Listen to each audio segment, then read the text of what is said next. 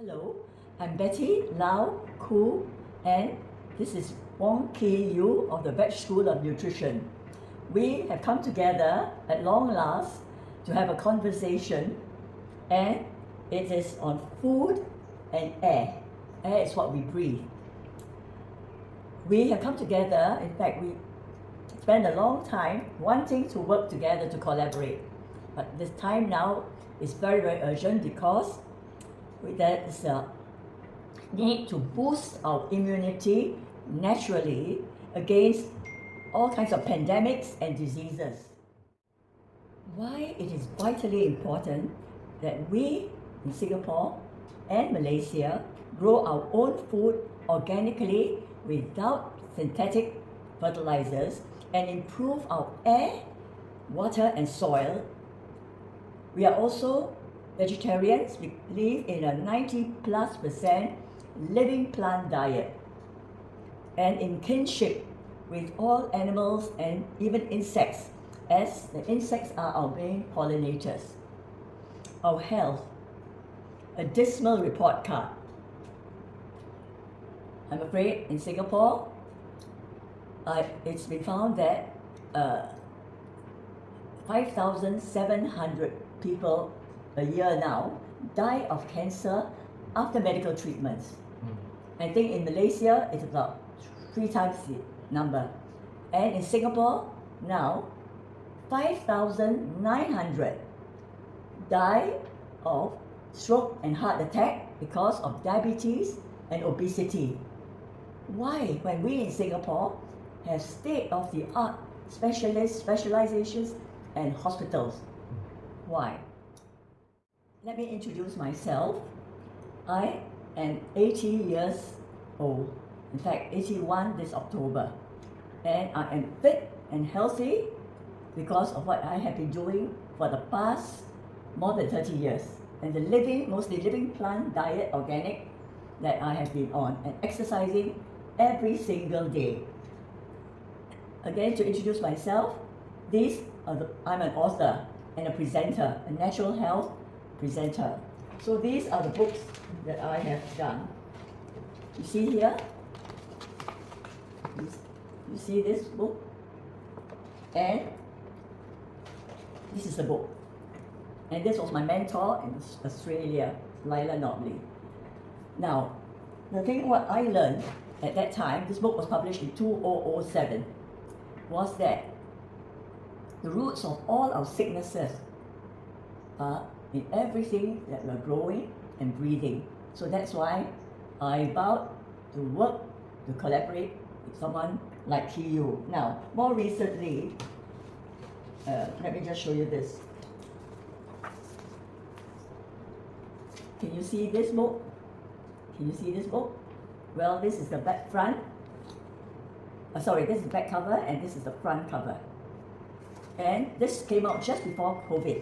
So we are telling people why and how to prevent ourselves. And do you know, almost all the toxins are in all the supermarkets, mini marts, and in our own homes, in our own kitchens. So all these, we don't even have to go out. We are killing ourselves by what we're buying, what we're eating. So it's very, very important that we take our health back. Now, Kiyu, what have you got to say? Hello, my name is Wong. I'm 47 years old this year, and I am a vegan nutrition advisor. And on normal days, I will actually do teachings on how to. On normal days, I teach people how to actually cook vegan food healthily, and I also teach. How did you start, Kiyu? Yeah. Okay. Right at the beginning, yes, you will graduate. Tell us about that. It's quite a contrast from what I am now, which I actually do vegan education, mainly both nutrition and practical. But in the past, I was a former biomedical researcher. I was in the National Cancer Centre of Singapore for about 3 years to do gastric cancer research, and about 8 to 9 years in one of the quasi-government research centre in Biopolis, doing research on stem cell. Yeah. So that was my background. But after like 11 to 12 years of academic research in biotechnology and biomedical science, I found out that it is more important that we educate people to eat well rather than wait until people are sick, then only we go and find remedy for them. So that is the reason why I left the biomedical If I may field. just interject here, Yeah.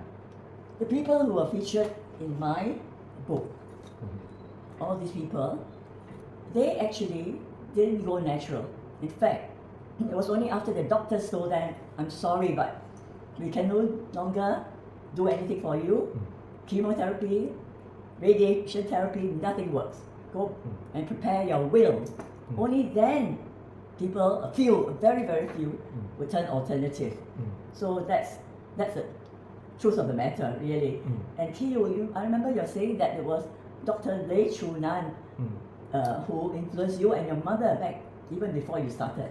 Yeah, it happened that since very young I was very how should I say, I was interested in wellness, in natural wellness and all this. It goes back to as young as age of 10. You know, when I was 10 years old, I would naturally go to bookstore and read up books on wellness and natural wellness and traditional medicine. Yeah, not like I really know medicine that time. I just thought I had interest I wanted to read about, and by the age of 15, that was the first time I get in touch of a very good guru in natural healing. That's Dr. Lau-Khoo. My mom and I attended Dr. Lai's lecture in Malaysia last time, and we were introduced about how cancer is not meant to be healed, it's more meant to be prevented. So we were taught to do detox, simple detox using green vegetables to make green vegetable soup. That time, at the age of 15, I was very excited, and my mom and I actually immediately did that kind of detox at home after the lecture. Now, Yeah. I also remember that Dr. Lau-Khoo, she actually spent 10 years in Texas Cancer Center, 10 years. Yeah. And that's when she realized that everything that is done to treat cancer, Yeah. in fact, it's terbalik. You have to go back to nature. And this is why it's very important for us now to begin to wake as many people up to DIY. And at the same time, we just have to heal the earth now. The pollution is so overwhelming, and we're still trying to grow the economy. How do you grow the economy when all the ecosystems on which all life on earth depends are either dead or dying and totally polluted? Why I moved down to Tampin, small town Tampin, is because of Kiyu. It was time for us, after having known each other for maybe 20 years, 15 maybe, around there. yes, to collaborate. Kiyu, what have you got to say about this? Oh, okay. It's my long time dream that I wanted to move away from big city since very long time ago. Everything are all interconnected, and when people ask me that one single reason to trigger me to move away from big city and come to a small town like Tampin here, there isn't truly one single one, but it really, my perspective, like if we were to talk about wellness and well-being and all this, right, the perspective to explain how I have made my way to come here is because I always tell people this very interesting thing, because as I teach my healing and nutrition classes, I tell students, the macrocosm actually matched with the microcosm. So within our body, how well it is actually directly reflected in how the outer environment that we are living in, how robust and how healthy it is. So if you live in an environment which is very, very congested, a lot of blockage, a lot of frustration, that kind of environment, and that would also reflect our inner health, where you will expect also similarly congestion, blockages, and frustrations, basically. Exactly, this is why I wanted a new place that doesn't have this kind of thing. Yes, that even when COVID started, my son, my only son in Singapore, rang me. I was at the post office in Bangkok, and he said, "Mom, you better come home." I said, No, I don't want to be fenced in, boxed in. I am very happy here. Yeah. So the thing is, I need the freedom. I'm only now going back because I'm 80, going to be 81, and my granddaughters are at the age where they actually want my company. And to be able to help them, because young people, the mental stress on them is very, very strong. So many suicides, and right now nobody can give any directions. So it's very important for us what we're doing, and that Kiyo is young, he's 47, I'm 80 with my experience, that we can hopefully awaken as many people to realize that the way that we're living is all against nature. When it's against nature, we will not heal. And at the same time, as healing ourselves, we must heal Mother Earth. And the sun is our father. Yeah? Okay. Yeah, it's a lot of stories to tell. Basically, when I moved to Tampin, I just wanted to be away from urban areas. Just wanted to be not so much to be truly off grid, but not in congested area where the energy flows are very bad and a lot of frustration, a lot of inefficiency. So when I moved here, I was very happy, and then I think by universe's grace, opportunities slowly show up. The landowner which I bought this land, this particular house from, he has another piece of land just next door, selling for a very good deal. And he has been farming on it for 20 years organically, although he used chicken dung and all this, which I don't 100% fully agree anyway, but at least he doesn't use NPK, petroleum-based kind of fertilizer and pesticide and all this. So I thought it's so nice, it's quite right next, almost next to my house and all this. So I decided to so-called, because he has some health issue here. I think he's pretty smart, the farmer and the owner of the previous of my land, the previous owner of this land. So he asked me to take over. I think it was very, very moving. So I took over. But when I took over, I realized that I don't have so much of financial support. So I asked friends to see whether they are in line with what I'm thinking. And yeah, I get their support. And together we co-fund this purchase of the land and slowly get it developed into a proper biodynamic and also permaculture and inspired kind of farming land. And eventually we also built a small little guest house so that people can come in to really enjoy what we enjoy as well, living in a small town next to a small little farm and get a lot of good natural organic goodness farm to table. Along the years, I have got quite a few co-investors and collaborators and Your background? Yeah, they come from all sorts of background, and of course one of my partner, she was also my ex-colleague, okay, and we were in the biomedical field all the while, and we know how to say how it is not realistic to heal modern diseases. It is more practical to prevent diseases. So she agreed that we have this land to plant good food for ourselves, to other people. We are not really doing it in a commercial way, basically, but at least we set an example that we grow our own food so that we don't get ourselves intoxicated. You get income through your teaching courses and all that, yes, right? That's why. Doing That's why. all these retreats for a long time. Yeah, correct. Yes, yeah, that's the thing. Yes. Because you are so young, you cannot be expected to have so much money unless you inherited it to actually put it in. So it's really good that now I'd like to give you all some background as to before Q and I collaborated. I actually set up in 2015 or 16 Starseed Solar Community or Village up in Johor on the East Coast. So that was the Lily Bazaar. And what we did there, and it's very interesting that we call ourselves star seeds because we have this belief that and understanding that we're all seeded from the stars, and on the ground we're going to sow the seeds for a new earth. You see, a lot of people now are talking about plastic money, using plastic money. At the end of the day, you can neither eat your paper money nor can you eat your plastic money. You have to eat seeds, and one small seed sown over time grows into a forest, a biodiverse forest that can feed not just humans but very necessary. It feeds all the small animals, the larger animals, and the insects, the pollinating insects. So the seed, this is where it is really, really important for us now to encourage everybody to start. Yeah? Exactly. Okay. And the thing is, everybody is so terrified now of germs, bacteria. But our group, most of them actually are aware that without bacteria, without the good bacteria in our guts, I think you can explain more expertly than I can what good bacteria is and why it is so necessary.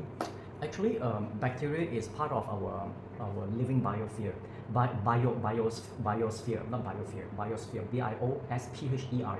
So we are living in an interconnected environment with all different species in the environment, and all of these species in this biosphere have their own role to keep the entire ecology, the entire environment in stability and all this.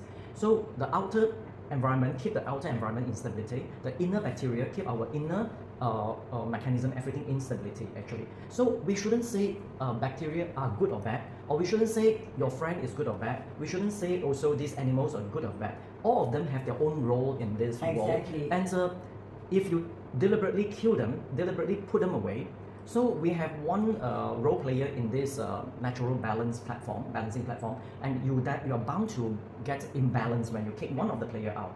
So like just like play on a stage, you just can't kick away all the bad character. Then there would be no story to tell, and the play would not. There's a duality in all of. Absolutely. Right? So we shouldn't see them as bad or even good, basically. That's why whenever in biology, when we see things bad, that is when there is a mismanagement and misplacement. So if there is this one very lame joke that I like to tell in my class. I tell people, is a baby good or bad? So of course everybody said a baby is naive. Okay, if you want to label the baby good or bad, then it would be still good because he has done nothing wrong. So I tell people, what if I'm delivering a lecture? You bring a 3-week-old toddler, 3-week-old infants, in fact, okay, a very cute baby, but yell all day long, and it make everybody can't study properly in my classroom. So this baby being mismanaged is a bad guy. Yes. You get what I mean? Yeah. So it is not so much about this baby truly a bad guy. He has been misplaced and mismanaged in a situation. So a bacteria is never good or bad, but it will be bad if you mismanage them. It will be good if they have been managed well. So it's all about learning how to manage rather than try to find your enemies and kick them out of your life. That's not a very good. Actually, thinking. what influenced me also in the very early years was seeing at that time, I think you don't call it YouTube, but a woman who was a biodynamic farmer in Australia, and she said, in the mainstream world, which is like 90% of what we see, you kill every insect because you're afraid it's going to sting you. You kill every bug, you kill everything, and you kill every plant that you consider as a weed. Yeah. But we also learn now in TCM and in Ayurveda that our creator, by whatever name you want to call our creator, has put all that in synergy. Yeah. So by our killing what we could consider a weed, we are poisoning ourselves, which is why now, despite all the specialists, all the fantastic doctors, hospitals, we have so many people dying. Yeah, because we simply mismanage them. As we mismanage them, the entire situation lost the balance. When balance is lost, then we go into illnesses. And the worst thing is that we did not know how we came by with this illness. It was our own wrong. We were not able to repent and admit to our own wrong. And we try to find other things and try to blame other things being wrong. And you want to kick them out again. You make another mistake. You make another imbalance. Now, I remember, I don't know whether you know, Al Gore was the vice president of America. His very first book, 1979, Earth in the Balance, Ecology and the Human Spirit. Because we have, by all that we've done, upset the whole balance of nature. And you have people today condemning Al Gore, saying that he was trying to make money. I really, it's ecology. What went wrong also, very wrong, was, I think in 1980s, there was this saying, greed is good. And I know Singapore ministers even say, competition is good. Greed makes us go for money. Money makes the world go round, the world go round, the world go round, and greed makes us competitive. And we even say that the world of nature is competitive. Trees are competing with each other for sunlight. Everything is competing. Dead wrong. A forester has found that trees cooperate, collaborate. When they get into trouble, the network of mycelium roots, the very, very fine roots that they send out. Help, help, I need this nutrition. I'm having a problem, please send. You see, this is how nature collaborates. And I love watching nature videos where you see animals, even of different species, helping each other. At first, Kiyu didn't know anyone in Tamping who would be interested in nutrition and food gardening, nor in agriculture and Homa gardening. I had already met in Singapore and bonded with Thomas and Sui of Permaculture Edible Gardens. I had co-founded Starseed Solar Village in Sedili Besar, Johor, and I had also brought Sharon Sambi, pharmacist, also microbiologist turned organic gardener, Josephine Yu and her mom Teresa, all Johorians, and I introduced them to Kiyu. So suddenly he started to get to know more and more people who were already having the experience in this field. Yeah, it's quite interesting. So why did you decide to attend biodynamic gardening workshops? I always have been interested in learning farming and gardening. Actually, way before I moved to Tampin and all this, actually, because I've been studying nutrition, I've been learning and also teaching nutrition and also researching into nutrition, to find a source of good health and all this through the line of nutrition. And eventually, I would say the universe guide me down to the very source of our food, which is farming, actually. So we always think about, what kind of nutrition is good for us and how we should, what kind of food we should eat. But all this so-called good nutrition and good food would be of no help, there's of no benefit if the source is actually contaminated, the source is actually poorly managed and all this. So for example, a carrot is meant to be, or maybe a sweet potato, let's say, more local. So a sweet potato is meant to be very, very healthy, basically. But if the sweet potato, despite of its nutritional value, you go and grow it with a lot of pesticides, you grow it with a lot of NPK, petroleum-based kind of fertilizer, inside whatever, a greenhouse shield off from light, and then some people develop Frankenstein way of developing the sweet potato in water, I'm not sure. So the entire natural ecology is not there, the support, the life force is not there. Then there's no need to talk about nutrition at all, because the source is bad, basically. The source is mismanaged, I would say. I have to give everyone the rather bad news that 99.9% of all the food that we buy in the supermarkets and even in the wet markets in Singapore and Malaysia is grown using petrochemical-based fertilizers.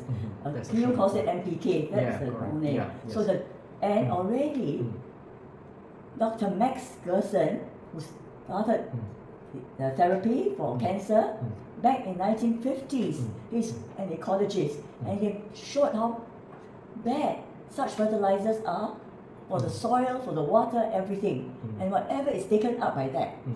In fact, I learned when I was living the 10 years in Australia, searching into the roots of all our sicknesses and how to activate self-healing, I learned that, take a mango, because the mangoes are one of the most popular plantation fruits. From the very seed, it's already, they put fungicide. Fungicide is what is known as a Schedule 6 or 7 poison. That is the most poisonous chemical. And then as it grows, they say the plants around it, the weeds, so-called weeds, compete.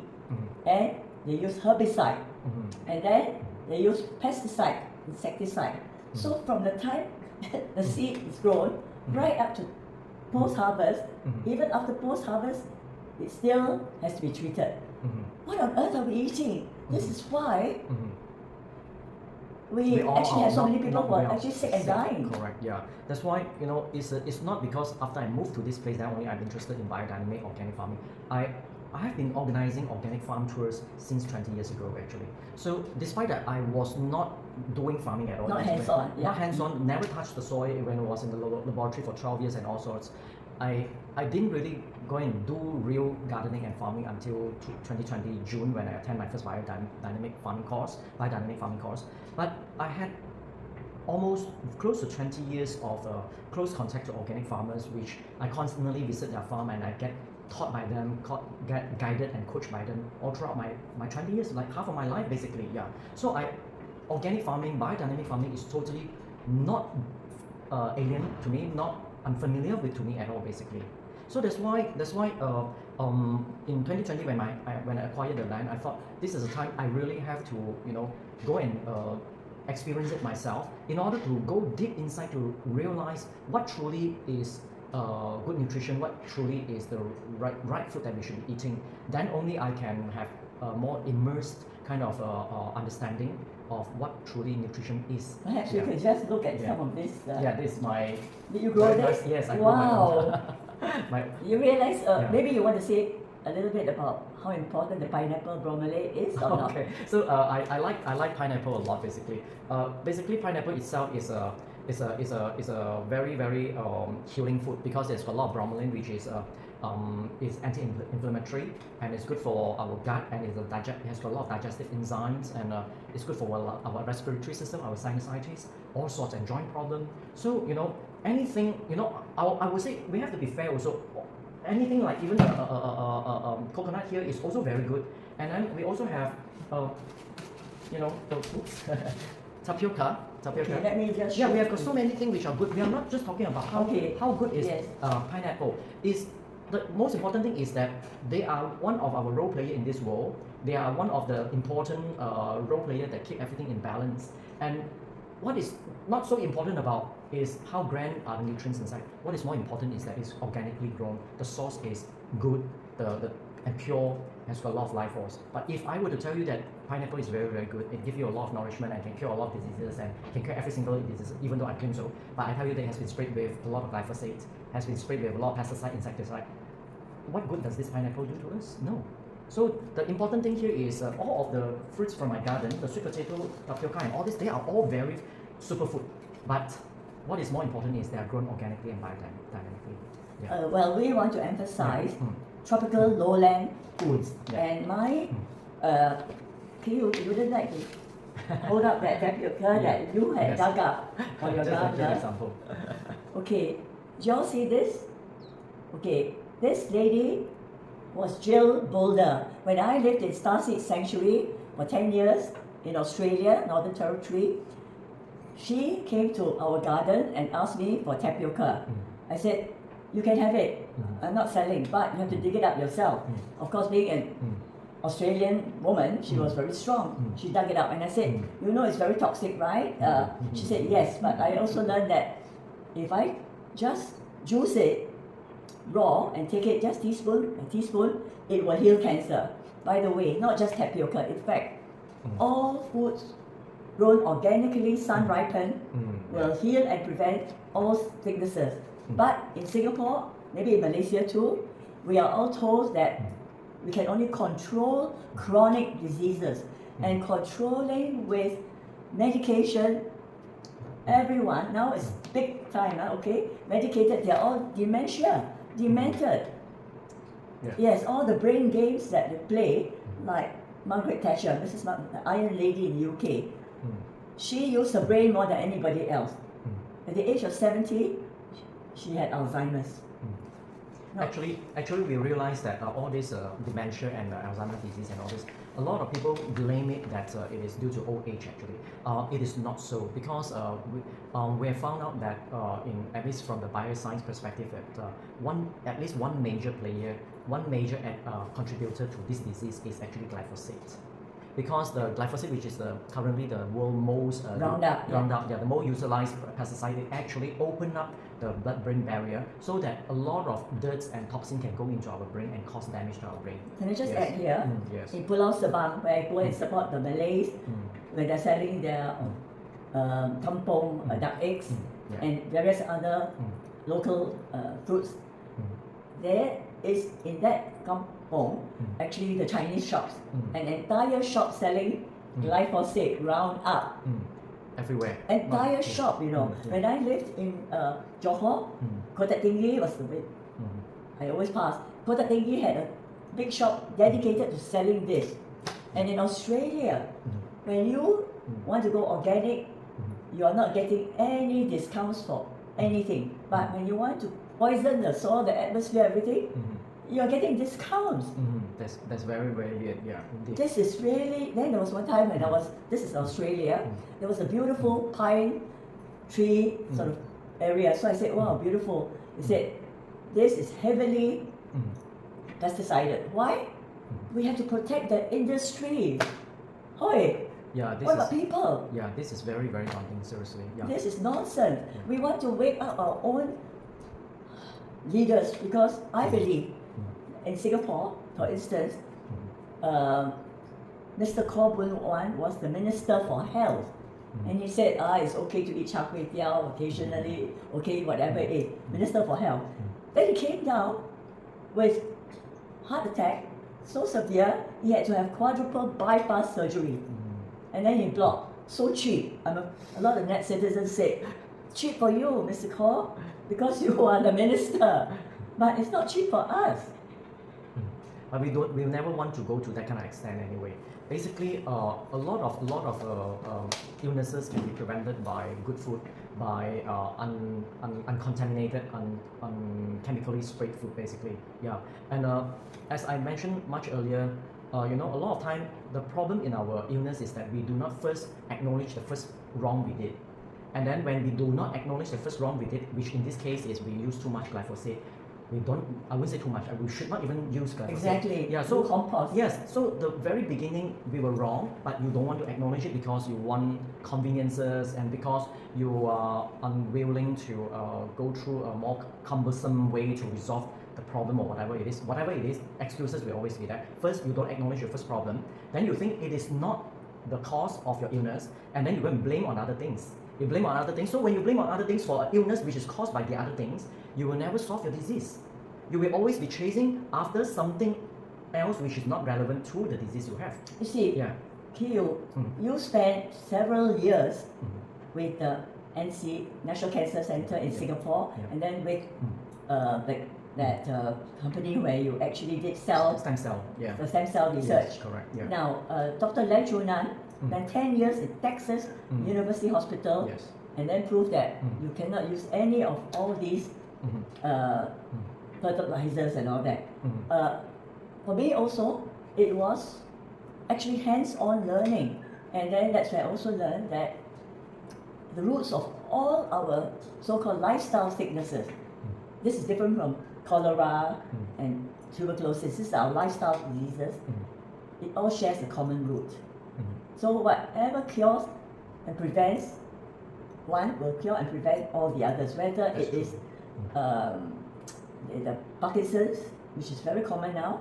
In fact, a former classmate who was a dentist, Yes. I don't want to name her, has to have 2 maids in Singapore because she's suffering from Parkinson's disease.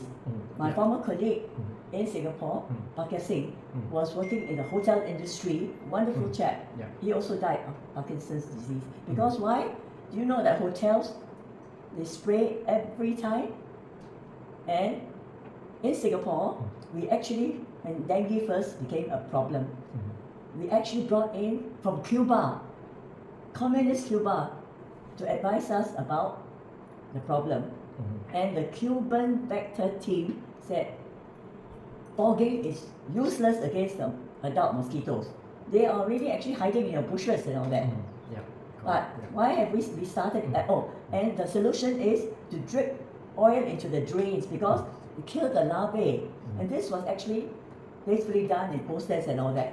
But what has happened in the last few years, especially after the COVID restrictions were lifted, and we went full force for the economy to build more and more condos for people who already have multiple investment homes, while the poor are still waiting for their very first house.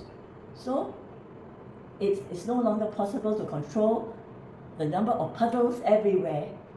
So, and then they say people complain. So now in Singapore there's routine fogging. There are a lot. Yeah. Every day we are fogging is just only one of many intoxication that we are exposed to every day.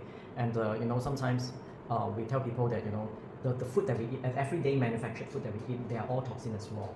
So it is not only just fogging. Of course, it's the most visual and we are most disturbed basically. But then again, how we get sick nowadays is a lot more than just fogging, of course, definitely. And we have multiple streams of, I call it attack of invasion of toxins in our life.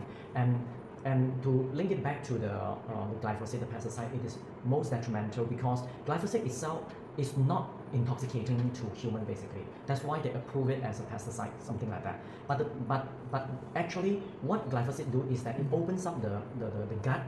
They cause leaky gut and they cause leaky brain. That is because we always have this blood-brain barrier that actually keep the brain from being infected or infested by a lot of terrible toxin. But with the presence of glyphosate, it always opens up the doorway.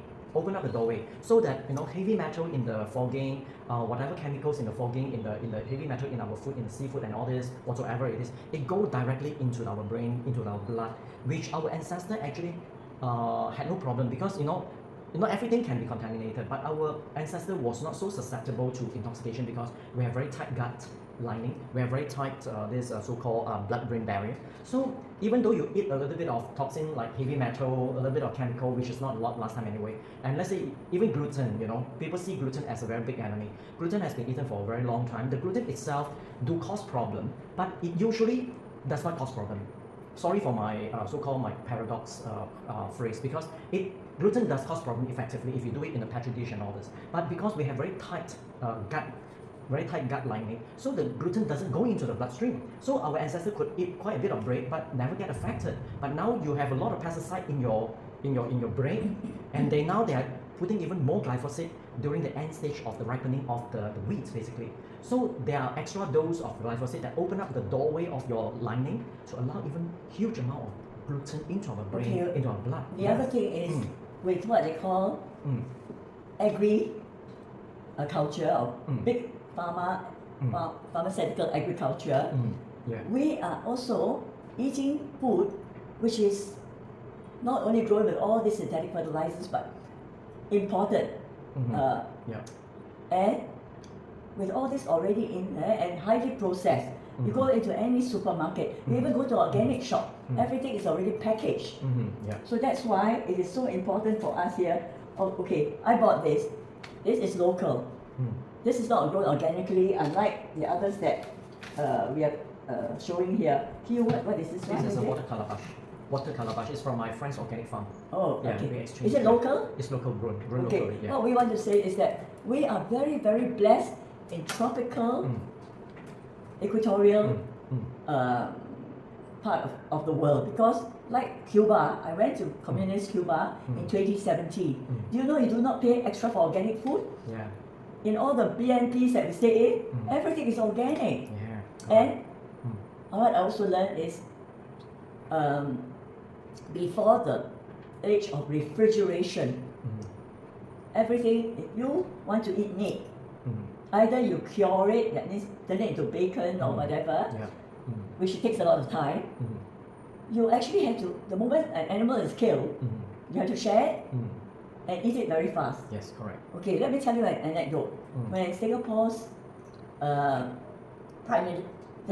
Prime Minister Lee Hsien Loong had his first bout of lymphoma, I happened to be in a clinic because I was getting a jab vaccination to go to South Africa, Cape Town. The nurse said, the nurse was a mature nurse. She said, in our time, one chicken, which would have been organic, okay? Eating what chickens ought to eat, kampung chickens. Nowadays, and this was in 1990s, when he had his first bout of lymphoma. Nowadays, a family waddles into McChicken or McNugget, and each one has a quarter pounder. Not just a quarter pounder. Everything nowadays is tepung with all your wheat flour, GMO everything, and then goreng. So obesity now, Malaysia leads the world, on this part of the world. Maybe Saudi Arabia, hard fight.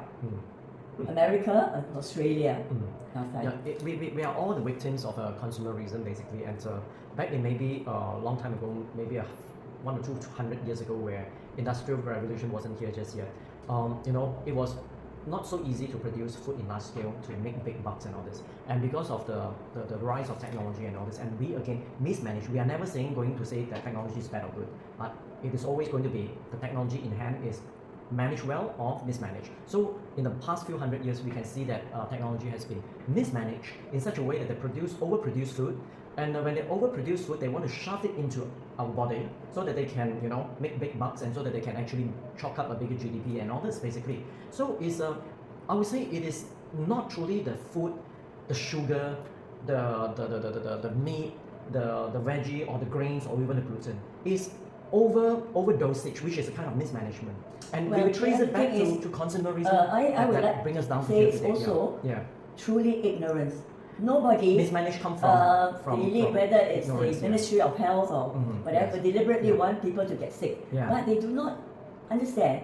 You and I, Dr. Lee Shunan and many others, we have been hands-on with growers, with farmers, and we didn't learn things overnight. So we hope that they'll be open enough now to start inquiring why we reach this stage now, you see. I agree. So the raising of awareness to deter the ignorance is very important. At one end, we also have to recognize that there's another force that is actually retarding and also nullifying our effort of raising awareness is the very locked-in, deep-rooted concept of consumerism. As long as we keep on buying into consumerism, okay, then we will feel that everything is natural to do it this way. That we, you know, if I've got money, I can buy more food and all this. If I've got money, I can actually do whatever way in an abusive way and all this.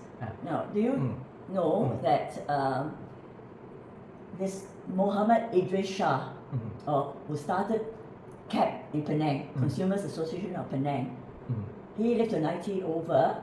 I went to see his brother shortly after he passed away.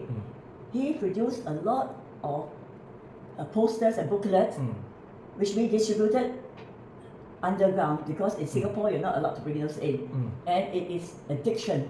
The food is designed to be so addictive, and even posters showing the burger like, I must eat. So people justify all their addictions, and then they hope. There are people I know who are religious, pray, God will save us.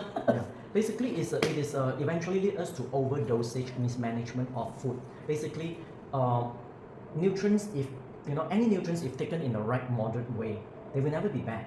Like you mentioned before, you know, some old folks, you know, they can have their half a cup of Milo and a small biscuits of, water cracker, whatever. They are not healthy, but they live until 90 something. But you look at the old folk, he eats very little. So it is the moderate management of a certain.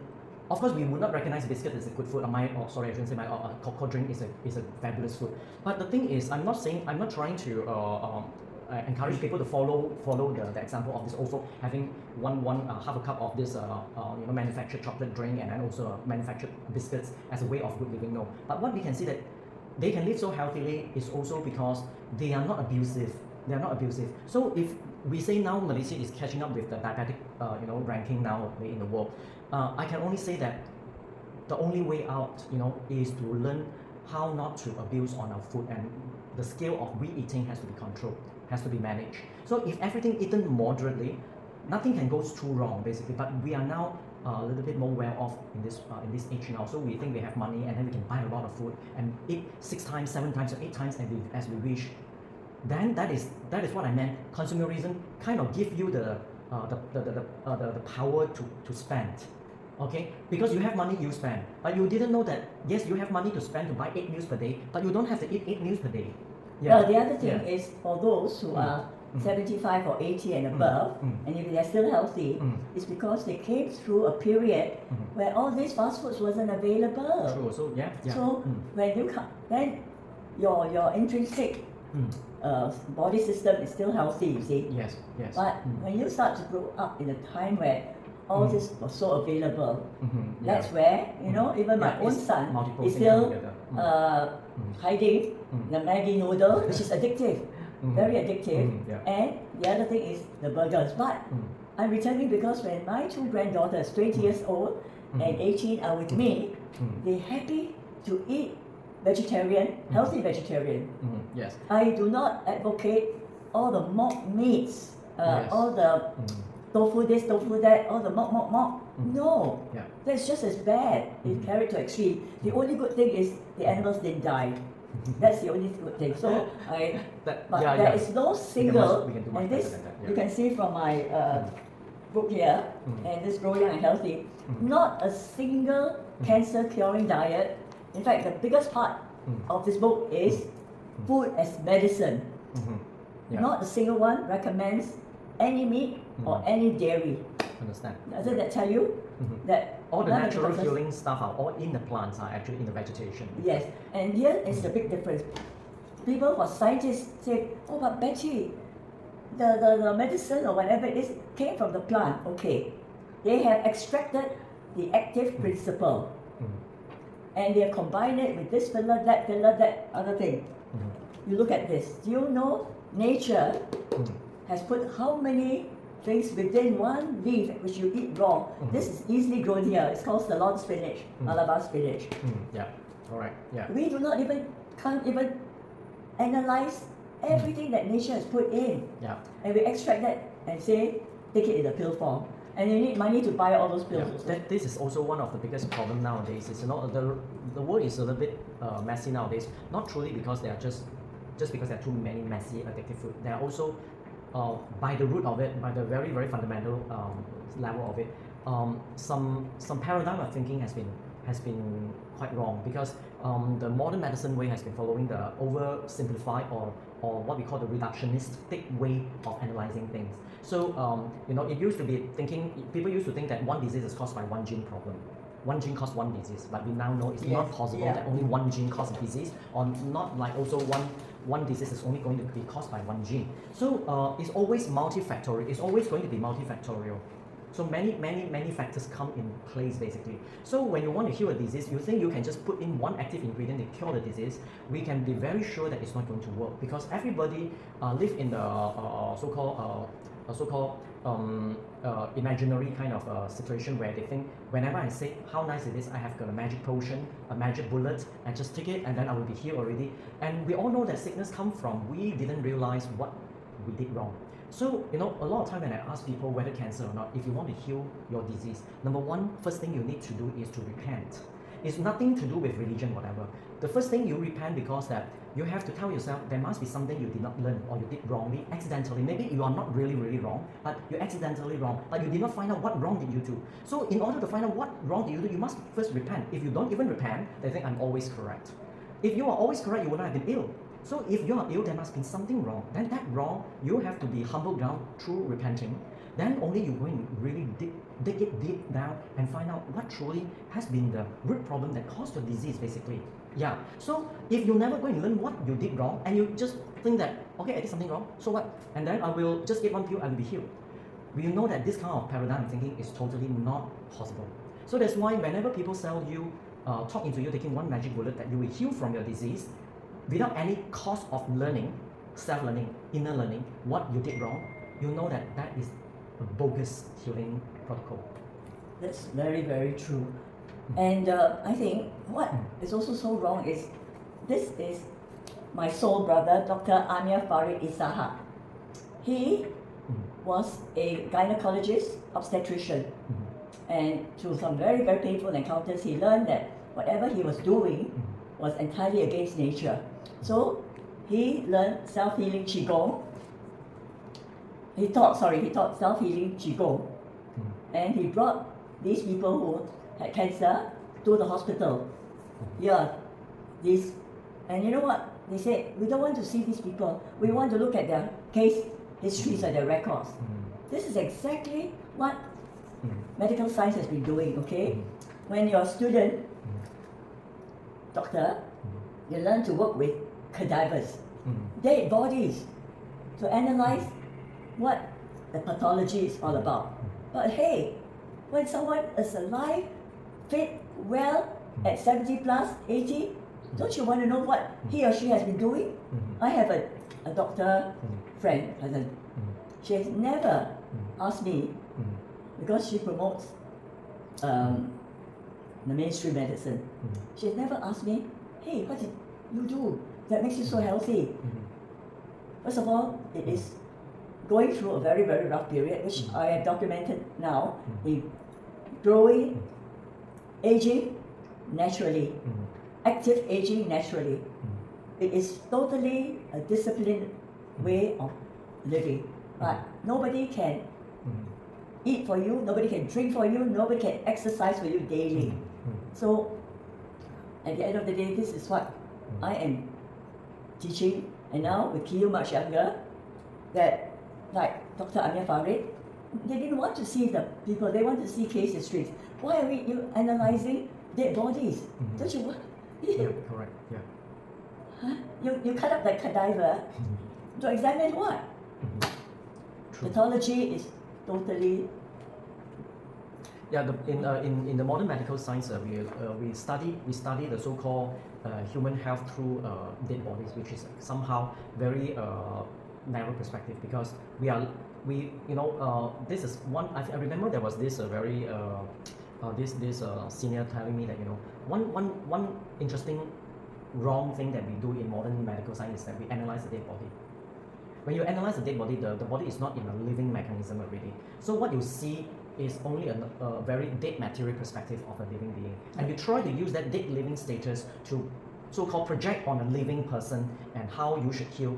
That is when you will actually go into you're going to step into wrong steps and all this. Yeah, because it's not a real real projection of a living being. Because when you cut open, you see the liver, or cut open, you see the kidney and all this. Of course, it's important we know how the kidney and liver looks like. Of course, it will offer certain level of understanding of the organ and what happened inside our body. But the bad thing is that it's no longer living. So our understanding of the functions of the liver and kidney are also wrong, because we understand it from a dead body. So that was what my senior told me before. Okay, for the longest time, and even up to today, the oncologist, the surgeon, will say we've got it all. That means we've got all the cancer cells. By the way, you and I, we all have got cancer cells. It is so polluted. Yes. It is how we manage our immune system. But coming back again to that, so they say we have eliminated the cancer, we've got it all. How can you get it all when you do not recognize that through our lymph and our blood system, every single part of us is connected? So how come, oncologists, please answer, the cancer, and I know this personally also, started in your lung or in your breast. How come it ended in your brain? How? It's because it migrates. Through all this. But you all are so-called scientists. How come science is so wrong? But TCM has a lot more knowledge, and so is Ayurveda. And to understand, we have got to understand nature. That I think what is also fundamentally wrong is that the mainstream world, medicine, everything of growing the economy and all that doesn't recognize that we are nature. We are not separate from nature. It's not only when we work so hard, we got time to go and smell the roses.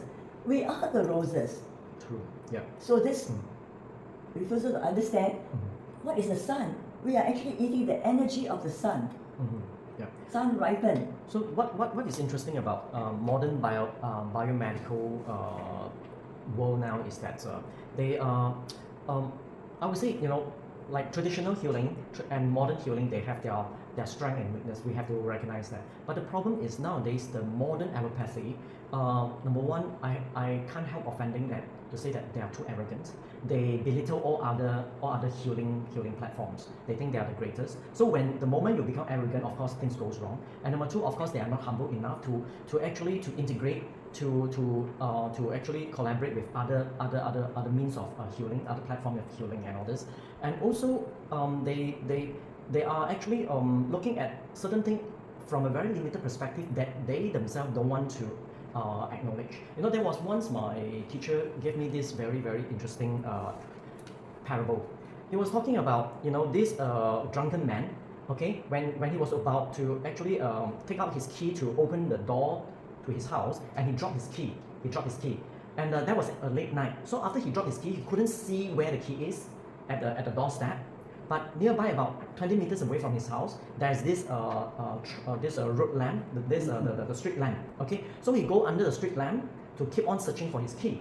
Okay, so when his neighbor came by and asked him, "What are you doing?" I said, "I'm looking for the key to my house. It's like I'm looking for a cure to a cancer, something like that, to a disease." So the neighbor was very earnest to help this drunken man to look under the street lamp for his key, only to realize by the end of the day, when the neighbor asked the drunken man, "Where did you drop the key?" "Oh, I dropped it at my doorstep."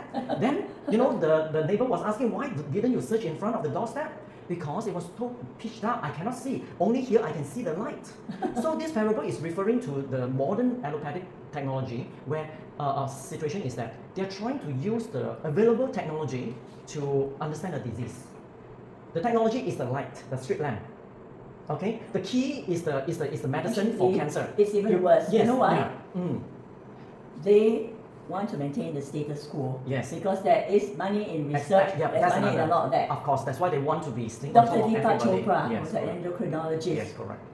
He told a fellow colleague that what he was doing, the quantum healing, the mind-body connection and everything else, and Yes. how chemo and all that are useless. The colleague actually said, yes. 1 year later, he went back to the colleague and said, "I thought you said you understand." "Yeah, but I don't know what else to do. That's all I have learned to do." And there's big money. Yeah, that's why you see big money. exactly And recognition. Yeah, of course. Look at Dr. Amir Farid Isahak. He was, when he was what do you call that? He was a obstetrician and gynecologist. He was riding high until his business partner suing him, his wife left him, and everything else. But at that time, he was driving one of these. Like if you go to the hospitals, private hospitals now, what do you see the doctors drive? Yeah? All the biggest cars. He ended up with a jalopy.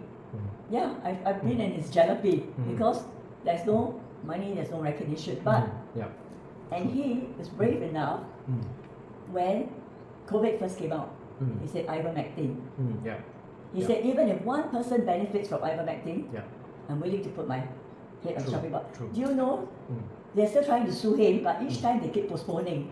I think they know that they're going to lose. In fact, the very first round, when he first cured this, people with self-healing qigong, imagine this is a Muslim gynecologist leader who used self-healing qigong to teach people, and he became the Shaolin qigong leader, master for 6 years, Okay. All the Chinese masters acknowledged him. Then what happened? The oncologist tried to sue him. Said, "What is this? He's supposed to be gynae oncologist. Why is he teaching?"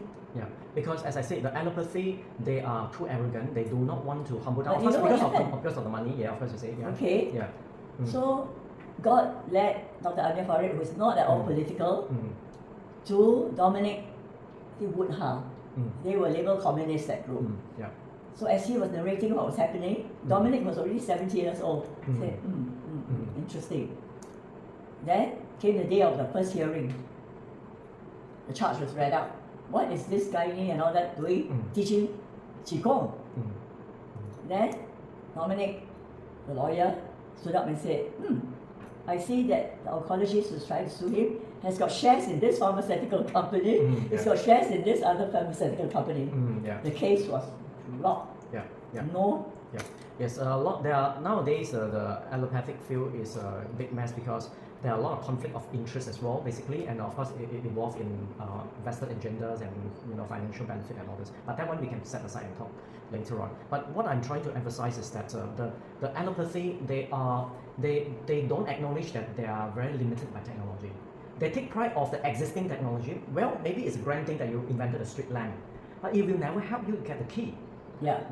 So but they're not interested even in getting the key, maybe, as long as they're getting the good money. Maybe. So let's not talk about this kind of so-called drifted agenda and all this. But truly, I just want to raise awareness among a lot of commoners is that you have to understand that there are a lot of fundamental inadequacy and insufficiency in allopathic world, but which they don't deserve to be so looked upon to. I'm not saying that to be looking down on allopathy. They should be considered on the same flat level with TCM and Ayurveda and homeopathy and naturopathy and all this. But as long as you have this mind that has been brainwashed that only allopathy can solve all the problem in the world and all others healing modules are not going to work, that is when we close up 99% of the door to save our own life, basically. Yeah, so this is something that I think commoners must wake up to, because they always have been, when they are sick, they always think that the so-called the holy grail of healing is the allopathy, which we know it is not. Allopathy do have a role in this world in healing, but only a small role. Actually, it's already been proven that it's trauma. That means you have a very bad accident. Yes. Yes, they can help, definitely. In 1979, I met a former, he was a psychiatrist who was retraining to become a surgeon. I said, why?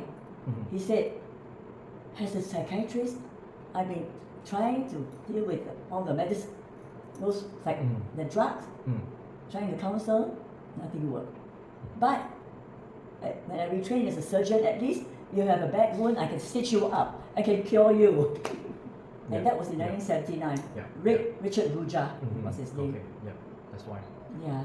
Good. So maybe we end here and go out now. What's the time now? 4 o'clock and see the outside. Okay, sure. Yeah? All right. Yeah.